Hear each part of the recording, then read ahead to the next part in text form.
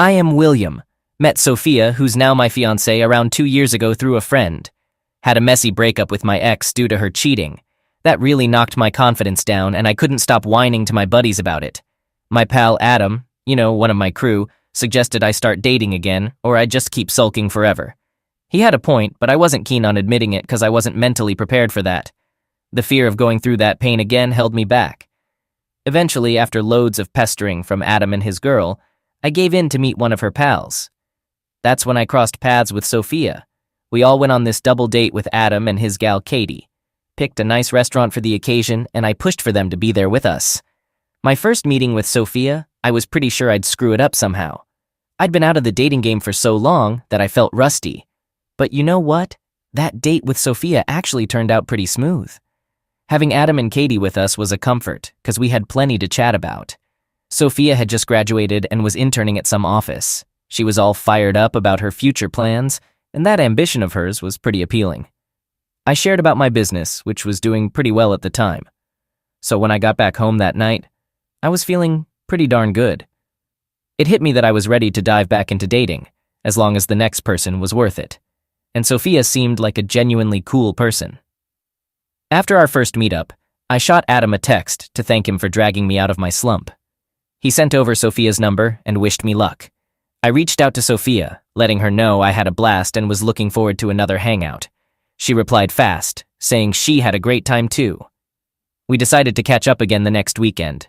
That whole week, my brain was stuck on that date. The anticipation was driving me nuts. I even wished I had suggested an earlier day than the weekend.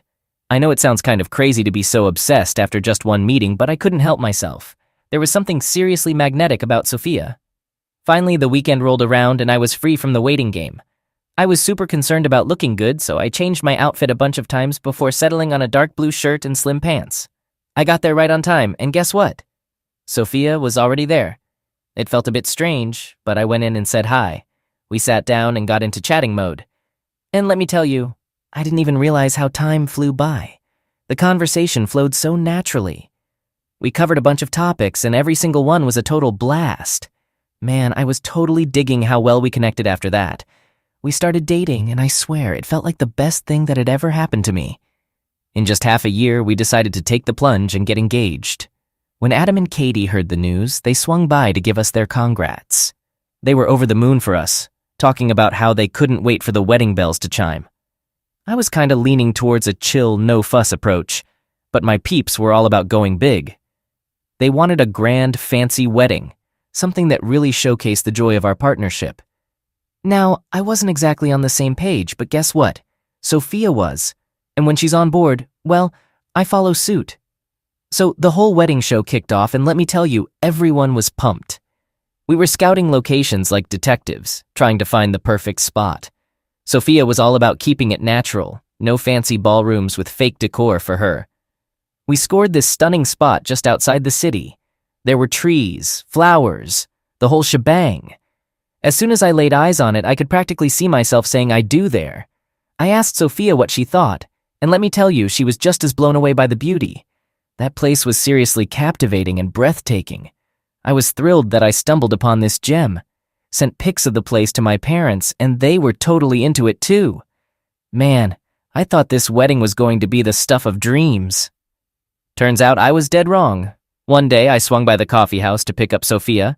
She was chilling with her friends, and wouldn't you know it, Katie was right there too. I was only familiar with Katie and Helen from Sophia's crew. Those two were the real tight ones in her circle. So, while Sophia was using the restroom, I got to chatting with her pals, killing time.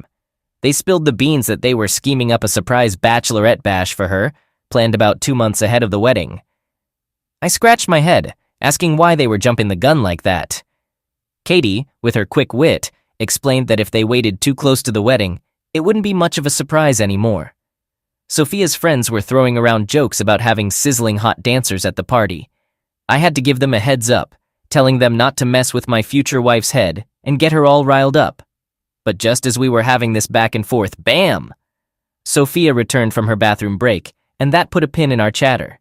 I whisked her away to catch a flick, and honestly, time was zipping by since we were knee-deep in wedding prep. Choosing the wedding dress, let me tell you, that was like the ultimate dilemma. Sophia had this keen eye for fashion, and all I wanted was to see her happy. Now, when it came to my tux, she gave me the green light, and I was cool with her choice. I had faith in Sophia's taste in fashion. She kept her wedding dress under wraps, said it was some sort of tradition not to show it off before the big day. And wouldn't you know it? I accidentally walked in on her once and got an eyeful. Man, I was stuck like a deer in headlights, 'cause she looked like she'd woven a spell with her beauty. She was like a freaking angel in that white dress, and I was utterly stunned. My jaw? Yeah, that was on the floor. I didn't see it coming, I'll tell you that much. And Sophia, well, she caught me in the act and gave me this horrified look, demanding that I beat it out of there. I couldn't help myself, you know? Stepped up to give her a kiss, but she kinda nudged me out of her room and slammed the door shut. After a few minutes, she popped out dressed differently. I was just hanging out in the hallway. Hopped up when she reappeared and finally laid that kiss on her I'd been holding back. She mentioned some superstition about not seeing the bride in her gown before the wedding. I threw my luck in the pot, told her I was down with that, got myself a smile and a kiss in return. At that moment, I was feeling like the luckiest guy alive. Then came the next week. Sophia asked if we could catch a flick, a new one that had just hit the screens. Had to give her the no, 'cause it was the very Saturday her buddies had in mind for something. You know, that bachelorette party plan. So, I cooked up some work excuse, and that didn't sit too well with her. I mean, I didn't think it'd be such a huge deal, but she was proper cheesed off. Thing is, she'd mentioned it a few days back. Maybe that's why she figured I'd rearrange her calendar or something. I decided to let her steam, all part of the plan to keep the bachelorette thing under wraps. When that night came, Sophia was over at her place while her pals swung by and whisked her away to a club, where they'd set up a private shindig just for her. Helen and Katie had dropped me a text about it, keeping me in the loop. Meanwhile, I was kicking back at home, watching TV and waiting for that text from Sophia that I knew was coming. I waited until midnight, but she didn't text back. I fell asleep while watching a movie. When I woke up in the morning, I checked my phone to respond to Sophia, but I was surprised to see that she still hadn't messaged me. It was strange. No matter how much we argued or fought, we never ignored each other like this before. And after the bachelorette party, she must have known I was aware of her friend's plans. So I had to decline, but she hadn't replied. It felt really odd, and I sensed that something was off. I tried calling Sophia, but she didn't answer the phone. I started getting worried. I went downstairs and had breakfast. I needed to check on her because things didn't seem normal. Sophia wasn't someone who would ignore me or not answer my calls. I was about to leave my house when my phone rang. It was Sophia. I answered quickly and asked if everything was all right. Sophia's voice sounded weird. She didn't sound okay. She said she was fine, but her tone told me otherwise. She blamed it on a hangover from last night. She had gotten really drunk and hadn't responded to my text.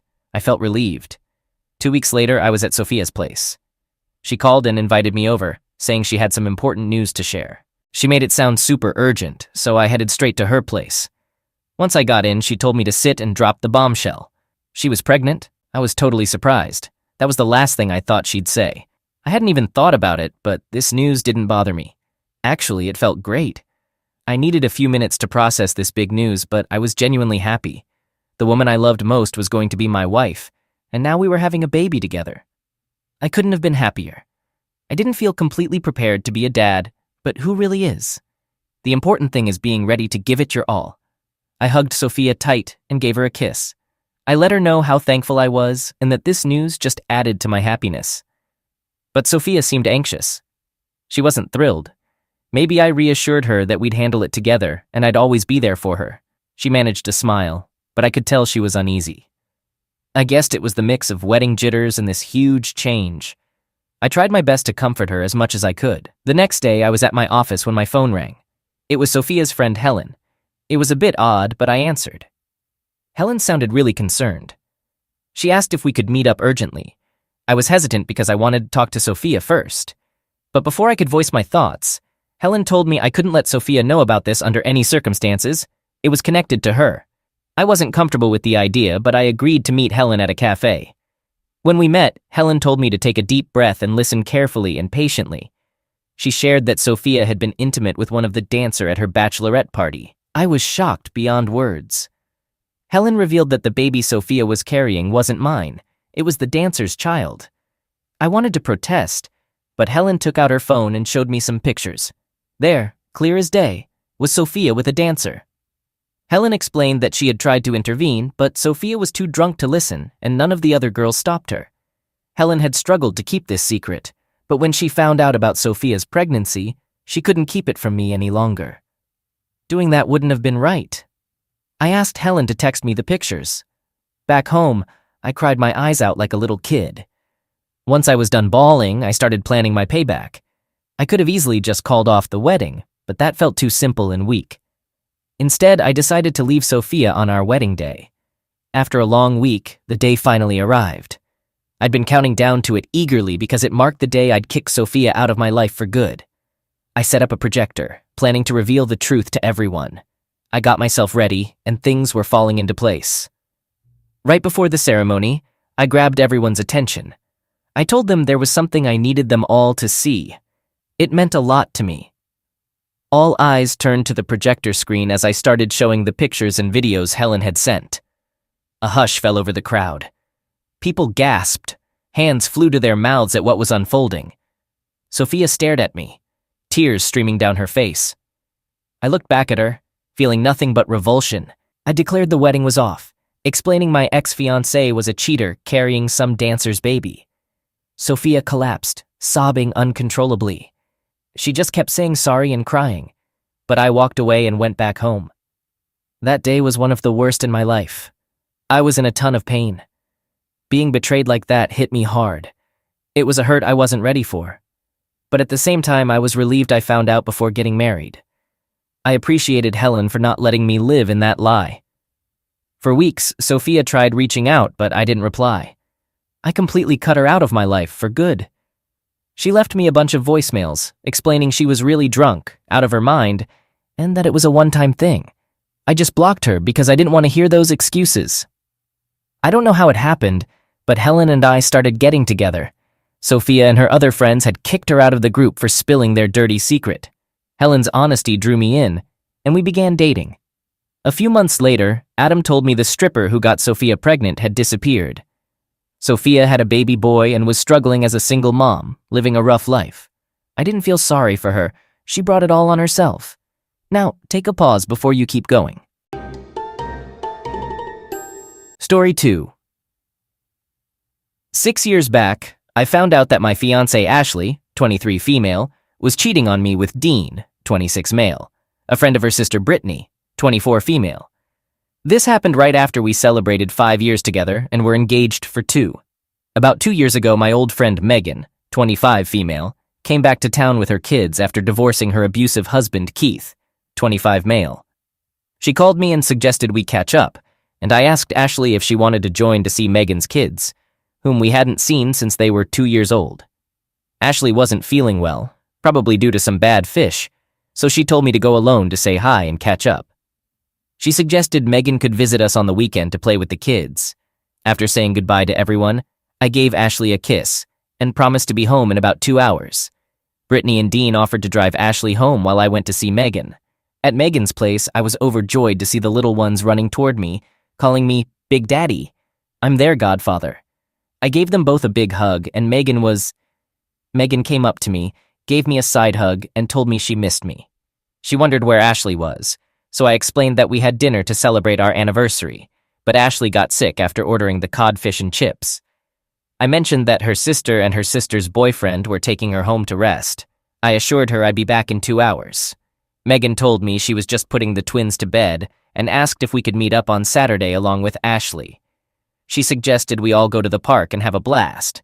I agreed and said that sounded like a great plan. Megan wished me goodnight, and I hugged all 3 of them again, telling them they were welcome home and how excited I was to see them on Saturday. As I left, I thought about calling Ashley to check if she needed anything from the store. I tried calling twice, but it seemed like she wasn't near her phone, which is typical of her. She often leaves it on the divider at the main entrance of our house. I tried calling Dean, but he didn't pick up, which started to worry me, so I decided to call Brittany. She answered and asked how Megan and the kids were doing. I told her they were good and excited to be back home. I then asked about Dean and Ashley. Brittany mentioned that she had been paged for emergency surgery at work. I told her that neither of them picked up the phone. She found it odd that Dean didn't answer immediately, especially at this time of night, but said it's typical of Ashley not to pick up right away. My silence probably raised some questions for Brittany. She knew Dean had a habit of flirting with Ashley, but Ashley always shut him down and even made it clear he couldn't be around her unless her sister or I was present. Brittany tried to reassure me by saying that it's likely nothing to worry about. She suggested that Ashley might just be sick, and Dean could be helping her out, like holding her hair back as she vomits. She advised me not to jump to conclusions and to stay calm. She believed that Ashley is deeply loyal to me and uncomfortable with attention from other guys. Unfortunately, despite her calming words, my anger was building up. It bothered me that neither Brittany nor I was there with them right now, and Dean shouldn't have been alone with Ashley. Growing up, my family wasn't exactly the happiest bunch. I learned to keep quiet and only make a move when it was necessary. During school, I faced bullying due to my quiet nature. Brittany and Megan were my sole companions through my childhood and all of high school, more or less. Ashley showed interest in me when she was just 12. She used to boast about me to Brittany, claiming she loved me and couldn't wait until she was old enough to be with me.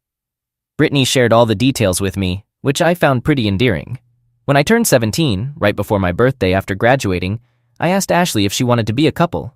She was beyond excited to hear that and practically jumped into my arms. For the next 6 years, I went above and beyond to ensure she was happy, well taken care of, and treated with the utmost respect and loyalty. At every party we attended, it felt like we were in our own world, just the two of us, dancing and talking. I'm not much of a talker, typically staying silent in groups. I always made sure everyone else had their say, never interrupting.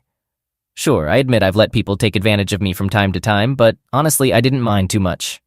Their lives were going nowhere fast, while mine felt just about perfect to me. I never once suspected her of cheating. She always appeared content with how we lived and all our date nights. Despite the difficulty in admitting it, she seemed satisfied. We managed to work through every problem that came our way, whether hers or mine. We always worked together to find positive solutions, and she was the one who often initiated emotional closeness. She had her personal boundaries, and I respected them fully. When it came to friends, I never wanted to push those boundaries. I took the time to get to know everyone because I wanted to ensure that the people I cared about were included in various activities. Putting others before myself was a habit I developed, influenced by the patience and humility I learned growing up with my brothers. After getting home, I parked a few houses away and tried my hardest to stay composed while walking. Inside, my anger was boiling, and it reminded me of my dad. He was a massive man standing at 6'7" and weighing 278 pounds, built like a powerhouse. My family had a strong background. We worked with steel beams, and we were all quite robust. I grew up on a farm, and my brothers and I all stood above 6 feet in height. Personally, I'm 6'4" and 263 pounds, with broad shoulders. When I got into a fit of rage, my strength became pretty intimidating. My brothers ranged in height, some matching our dad's stature, while others were shorter than me. We were a big family with 5 brothers in total. All of us ended up in construction jobs. I leaned towards design and building instead of managing a company. So when it was my time, I joined Megan's father's company, and let me tell you, I absolutely loved every year working there. Among my siblings, I was the calm one, the only one who had never faced charges, been jailed, or been involved in domestic misuse. That is, until that night at home. I stood by the front door, struggling to stay composed, attempting to convince myself that nothing was really happening. Slowly, I unlocked the door and went in. And yes, you've got it right. I just couldn't believe what I was hearing.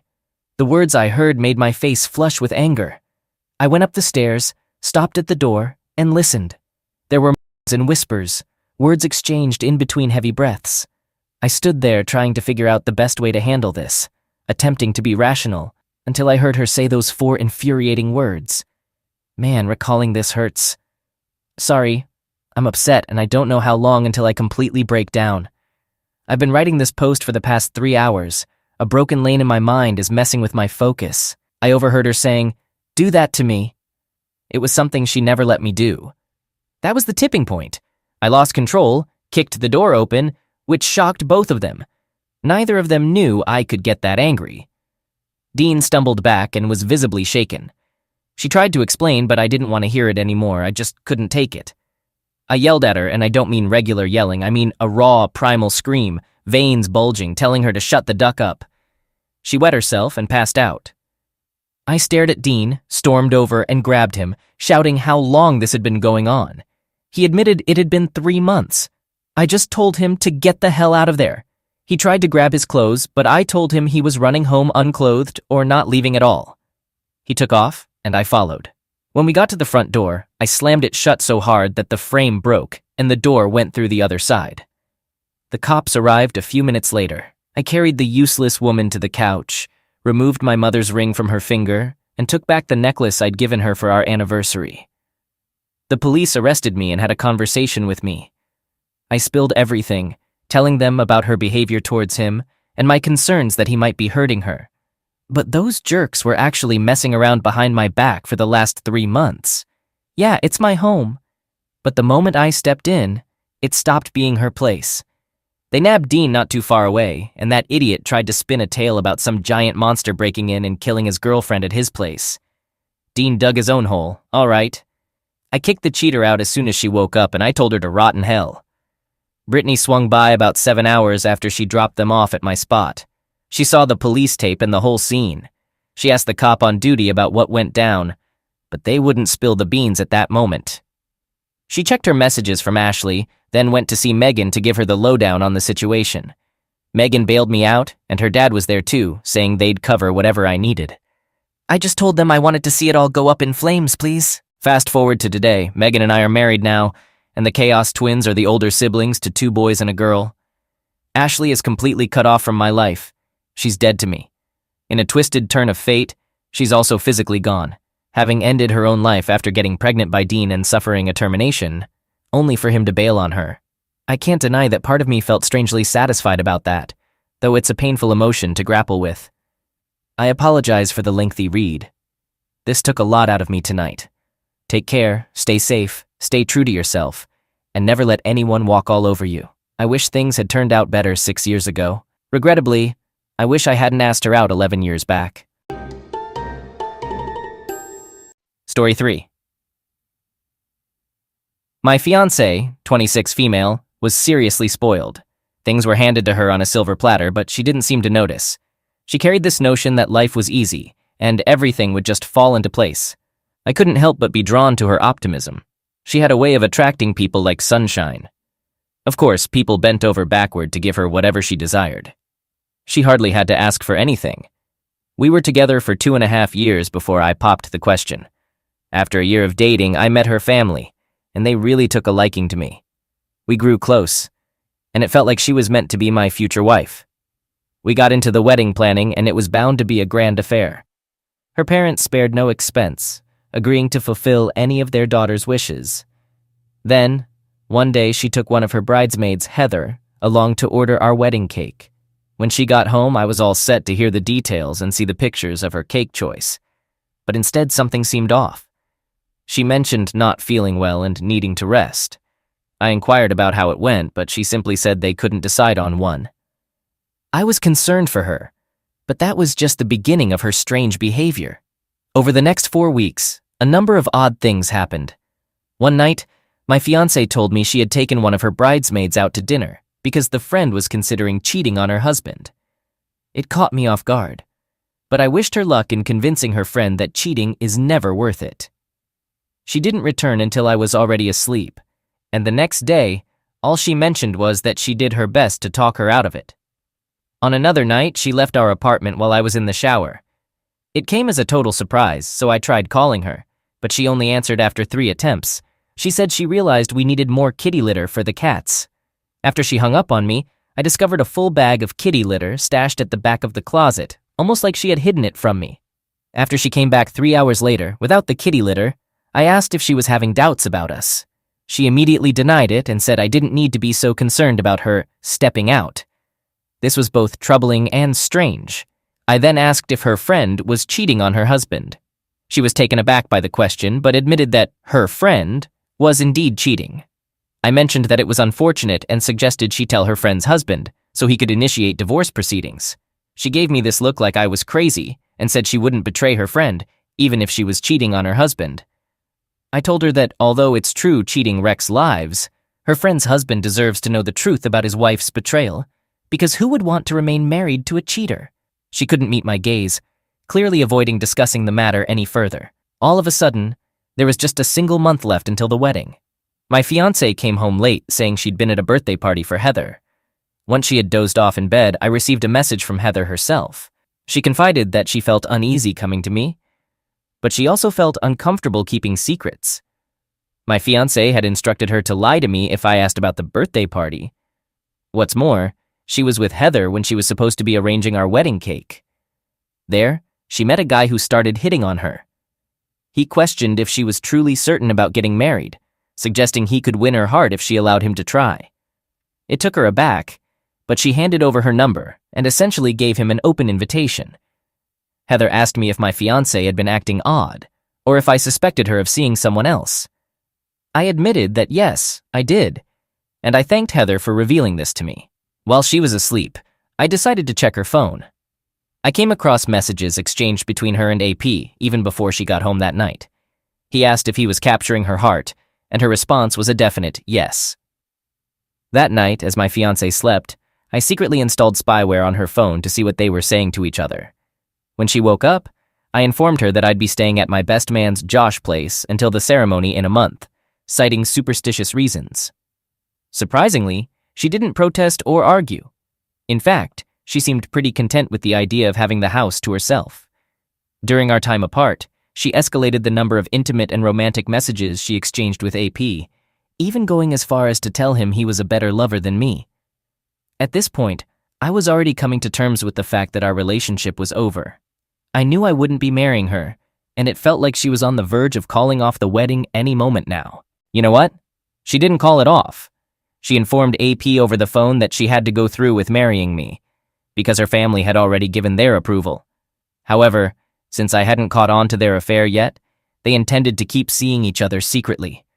Her plan was to frame me for cheating on her down the line, also she could claim the house and alimony payments. I couldn't wrap my head around the sheer maliciousness of her scheme. She aimed to utterly destroy my life, even though I hadn't done a single thing to deserve it. I confided in my best man, Josh, spilling all the details. He joined forces with me to hatch a plan for revenge against her. Armed with images of their messages, we plotted the most humiliating moment of her existence. The day of the wedding arrived, and we got ourselves ready, pretending it was the real deal. But here's the kicker. We had a few unexpected surprises up our sleeves. The chapel had these speakers set up, so we rigged ourselves with small mics. I stood at the altar, stewing in resentment for every moment spent with this entitled woman. As my supposed-to-be wife walked down the aisle, her emotional and supportive family snapped pics and filmed the scene. Then, out of nowhere, Josh stepped up, booming, "Hold up a sec!" His voice carried clearly, and it instantly made everyone squirm. The bride froze mid-stride. Josh locked eyes with me, even grabbed my face in a mocking way, and quipped, "Guess we got the wrong lover, huh?" The crowd gasped as he darted toward the curtain behind us, yanking it aside to unveil AP. He was suited up, holding a sign that boldly read, "Marry me instead." And wouldn't you know it, the bride fainted. Pandemonium ensued, and folks were seriously losing their minds. Confusion hung thick in the air, but I could tell they were itching to direct their anger at someone. After she woke up with a damp cloth on her forehead, her family demanded explanations. Little did she know that Josh and I had reached out to AP, asking him to marry her in my place. Somehow we managed to convince him that this was her real wish, that their wedding would be a joyful day. He knelt down with his sign, and my fiancée just broke down in tears. With her family pressing for answers, she gazed at me, tears streaming down her face. Her dad had had enough. He grabbed AP's arm and yanked him outside. Right there at the altar, she sank to her knees before me, pleading for forgiveness, insisting that she genuinely wanted to marry me. That's why she hadn't called off the wedding. Not a single word escaped my lips. Josh began reading aloud the messages between her and AP, pronouncing the raciest words loud and clear. The room grew incredibly tense, and her family was starting to think she'd been unfaithful to me. Just as everyone began to exit, her mother let out a loud cry about how much money they had spent on the wedding. She confronted her, asking how she had the nerve to wreck her life and future by getting involved with another man while engaged to be married. All of us, Josh and me included, left my almost wife alone in the chapel. Since that day, her sole mission has been to regain her family's trust and support. However, After that dreadful incident, I doubt things will ever be smooth for her again. Following a confrontation outside, AP came to realize rather swiftly that he had also messed up.